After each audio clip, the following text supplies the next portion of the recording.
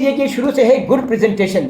Presentation बहुत important है। अपने मास्टर्स को जाहिर सी बात है वही इंचार्ज हैं, मेट्स को, ऑफिसर इंजीनियर और आपके जितने भी हैं नीट एंड क्लीन कपड़ों में, बॉडी सूट्स में, और अच्छे प्रेजेंटेशन करेंगे। और उसको आपको खास तौर पे उसको बहुत रिस्पेक्ट देनी है। आपको उसको शुरू में बिल्कुल भी आर्गूमेंट्स नहीं करने हैं, ठीक है सर।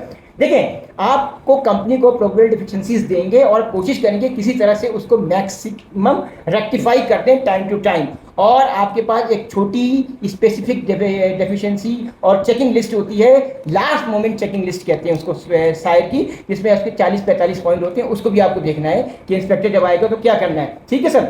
उसके अलावा है keep office posted about the progress. First करने आपसे उस वक्त कोई चीज़ नहीं हो पा रही है तो आपका कोई ऑफिसर होना चाहिए जो कंपनी से कम्युनिकेशन करें। फर्स्ट करने आपके पास कोई चेकलिस्ट मिसिंग है या आपके पास सोपेप का कोई पेज मिसिंग है तो फ़ौरन आप मंगवा लें और साइन इंस्पेक्टर को दिखा दें, सर हमने सॉरी हमसे गलती हो गई और ये चीज़ हमारे पास ही हमारे सिस्टम से कोई मतलब बता दें कि भाई डिलीट हो गई, क्या मसला है।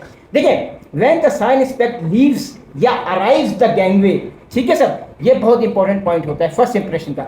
अच्छा, एक चीज़ और बताता हूँ कि देखिए, इंस्पेक्शन इज फिनिश। अब आपकी जहाज़ की जब इंस्पेक्शन खत्म हो जाती है, नाउ अब मैं important, now the waiting the vessel management rules started. ये बहुत इंपॉर्टेंट है, यानी मैनेजमेंट का जो रोल है वो आपका अब स्टार्ट होगा। अब कैसे होगा? अब आपका और कंपनी का कॉरेस्पॉन्डेंस होगा, आप उसमें डिले नहीं करें। देखें, ये शायद जो है वो आपके जहाज़ के लिए है, और जब जहाज़ को कार्गो मिलेगा और आपका ऑयल मेजर आपको अप्रूव करेगा तो जाहिर सी बात है कार्गो मिलेगा, चार्टर ब्रोकर वगैरह सब होंगे, तो आपको जो सैलरीज वगैरह मिलती है इसी की मिलती है ना। तो मैं आपको सिर्फ बताना चाहता हूँ कि आप जो है आप वेटेड फॉर फिटनेस क्या होगा, by the subjective assessments of the quality owner reply. Owners का क्या रिप्लाई जाता है, देखिए इसमें 3-4 चीज़ें इंपॉर्टेंट हैं।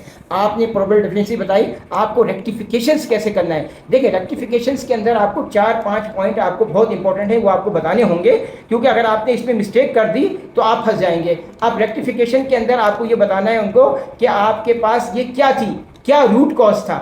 देखिए, रूट कॉज बहुत इंपॉर्टेंट है। फिर ये कि आपको करेक्टिव एक्शन क्या है और प्रिवेंटिव एक्शन क्या है। Corrective actions and preventive actions जो है ये बहुत इंपॉर्टेंट है, क्योंकि देखिए शायद आपका कंप्लीटली आपका रिस्क मैनेजमेंट और रिस्क असेसमेंट में है, ठीक है सर। फर्स्ट कर लें आपसे कोई एग्जांपल के तौर पे कोई इक्विपमेंट काम नहीं कर रहा है या कुछ भी नहीं है, आप फर्स्ट कर लें आपके पास फ्लैग का लेटर है, मगर खाली फ्लैग के लेटर से काम नहीं होगा। आपको उस वक्त ये बताना है कि भाई ODME ये काम नहीं कर रहा था, मैंने जो है ये रिस्क असेसमेंट की, ये रिस्क मैनेजमेंट की। अब मेरे ख्याल में आप फर्स्ट कर लें आपका जो है टैंक रडार